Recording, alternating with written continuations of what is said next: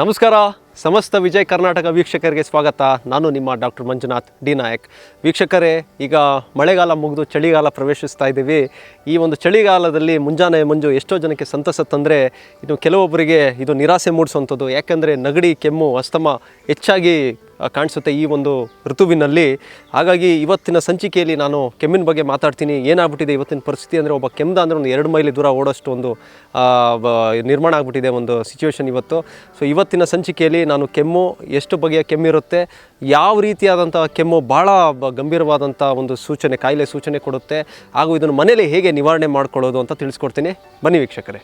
ಸರಿ ವೀಕ್ಷಕರೇ, ನಮ್ಮ ದೇಹಕ್ಕೆ ಭಗವಂತ ಒಂದು ವಿಶೇಷವಾದಂಥ ಒಂದು ಗುಣ ಕೊಟ್ಟಿರ್ತಾನೆ. ಏನಂದರೆ, ಕೆಲವು ಬಾರಿ ಗಾಯ ಆದಾಗ, ಕೆಲವು ಬಾರಿ ನೋವು ಉಂಟಾದಾಗ ನಾವು ಏನೇ ಚಿಕಿತ್ಸೆ ಮಾಡ್ಕೊಂಡಿಲ್ಲ ಅಂದರೂ ದೇಹ ತನಗೆ ತಾನೇ ಸರಿ ಮಾಡ್ಕೊಳ್ಳುತ್ತೆ.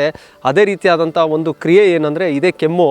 ಏನಾಗುತ್ತೆ, ನಾವು ಧೂಳು, ಏನೋ ಒಂದು ಹೊರಗಡೆಯಿಂದ ಉದ್ರೇಕಕಾರಿ ವಸ್ತುಗಳು, ಧೂಳು ರೂಪದಲ್ಲಿರ್ಬೋದು, ಅಥವಾ ಒಂದು ಪರ್ಫ್ಯೂಮ್ ರೂಪದಲ್ಲಿರ್ಬೋದು, ಅಥವಾ ವೈರಸ್ ಬ್ಯಾಕ್ಟೀರಿಯಾ ರೂಪದಲ್ಲಿರ್ಬೋದು, ಶರೀರನ ಪ್ರವೇಶಿಸಿದಾಗ ಶ್ವಾಸಕೋಶಕ್ಕೆ ಹೋಗಿ ಅದು ಸೇರಿಕೊಂಡಾಗ ಕೆಮ್ಮಿನ ಮುಖಾಂತರ ದೇಹ ಅದನ್ನು ಆಚೆ ಹಾಕೋದಕ್ಕೆ ಪ್ರಯತ್ನ ಪಡುತ್ತೆ.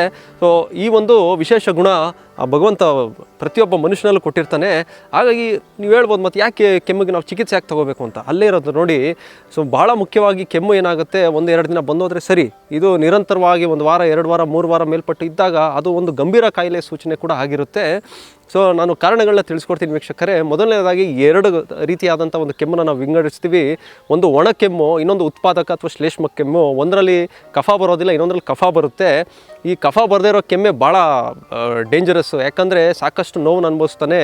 ಕೆಲವು ಬಾರಿ ಗಂಭೀರವಾಗಿ ಉಸಿರು ತಗೊಂಡು ಕೆಮ್ತಾ ಇರ್ತಾರೆ, ಭಾಳ ಕಷ್ಟ ಆಗುತ್ತೆ. ಈ ಪಕ್ಕೆಲ್ಲ ನೋವು ಬಂದ್ಬಿಡುತ್ತೆ, ಹೊಟ್ಟೆ ನೋವು ಬರುತ್ತೆ, ಕೆಲವು ಬಾರಿ ಯೂರಿನರಿ ಇನ್ಕಾಂಟಿನೆನ್ಸು, ಸೊ ಮೂತ್ರ ಕೂಡ ಹೋಗ್ಬಿಡುತ್ತೆ ಅವ್ರಿಗೆ. ಸೊ ಈ ರೀತಿಯಾದಂಥ ಸಮಸ್ಯೆ ಒಣ ಕೆಮ್ಮು ಮಾಡುತ್ತೆ. ಸೊ ಇದಕ್ಕೆ ಕಾರಣಗಳನ್ನ ತಿಳ್ಕೊಳ್ಳೋಣ ವೀಕ್ಷಕರು. ಮೊದಲನೇ ಒಣ ಕೆಮ್ಮಿಗೆ ಕಾರಣಗಳನ್ನ ತಿಳಿಸ್ಕೊಡ್ತೀನಿ.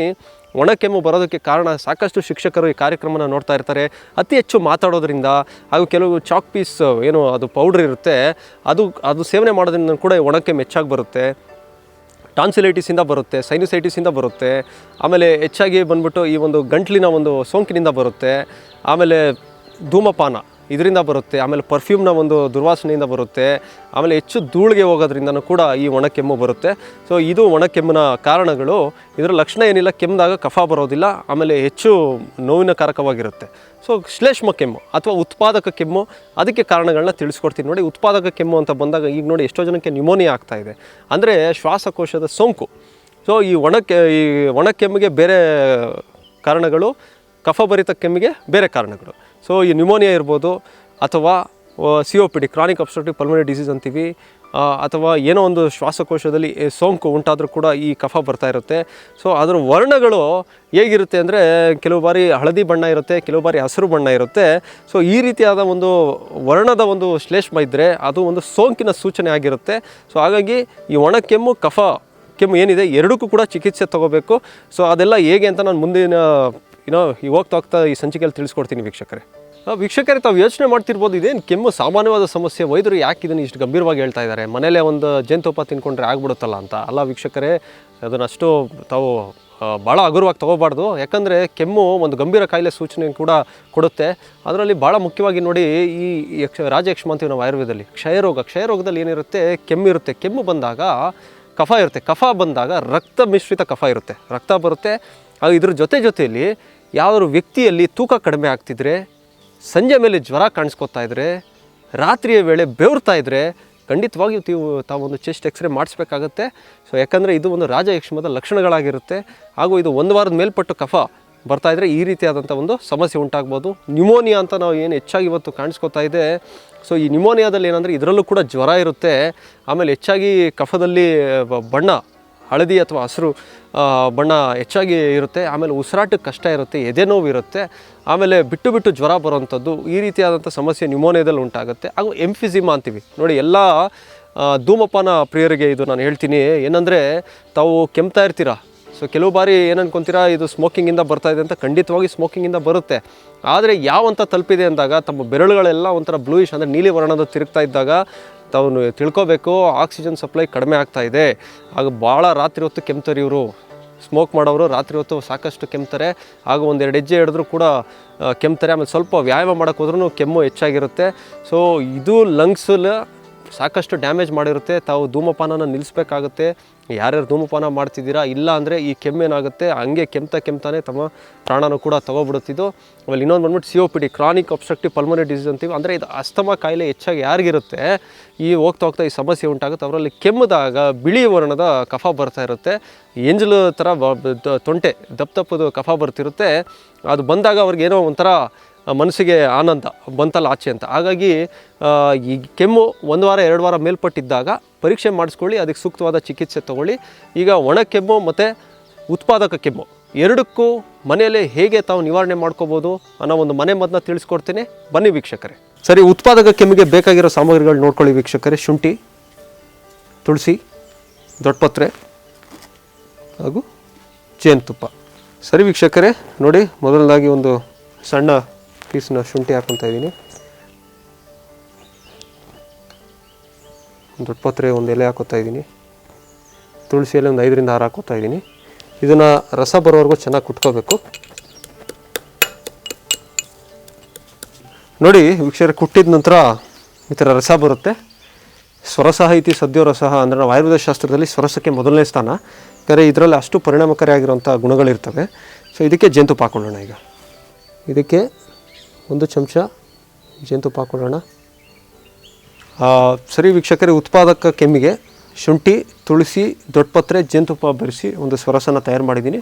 ಇದನ್ನು ತಾವು ದಿನನಿತ್ಯ ಫ್ರೆಶ್ ಆಗಿ ಬೆಳಗ್ಗೆ ಒಮ್ಮೆ ಸಂಜೆ ಒಮ್ಮೆ ಊಟ ಮಾಡೋದಕ್ಕೆ ಅರ್ಧ ಗಂಟೆ ಮುಂಚೆ ತೊಗೋಬೇಕು. ತೊಗೊಂಡು ಒಂದು 5 ನಿಮಿಷ ಇನ್ನೂ ನೀರು ಕುಡಿಬಾರ್ದು ವೀಕ್ಷಕರೇ. ಸರಿ, ಈಗ ಒಣ ಕೆಮ್ಮಿಗೆ ತಿಳಿಸ್ಕೊಡ್ತೀನಿ ವೀಕ್ಷಕರೇ. ಬೇಕಾಗಿರೋ ಸಾಮಗ್ರಿಗಳನ್ನ ನೋಡ್ಕೊಳ್ಳಿ. ಇದು ಕಾಳು ಮೆಣಸು, ಬ್ಲ್ಯಾಕ್ ಪೆಪ್ಪರ್, ಸೊ ಇದನ್ನು ಪುಡಿ ಮಾಡ್ಕೊಂಡಿದ್ದೀನಿ. ಆಮೇಲೆ ಚಕ್ಕೆ, 2 ಏಲಕ್ಕಿ, ಆಮೇಲೆ ಜೇನುತುಪ್ಪ. ಸೊ ಇದು ಎಷ್ಟು ಪ್ರಮಾಣ ಹಾಕೋಬೇಕಂದ್ರೆ, ಆ ಚಕ್ಕೆನ ಕುಟ್ಟಿ ಪುಡಿ ಮಾಡ್ಕೊಬೇಕು, 1-2 ಸಣ್ಣ ಪೀಸು. ಆಮೇಲೆ ಏಲಕ್ಕಿ 1-2 ಸಣ್ಣ ಏಲಕ್ಕಿನ ಪುಡಿ ಮಾಡ್ಕೊಳ್ಳೋಣ.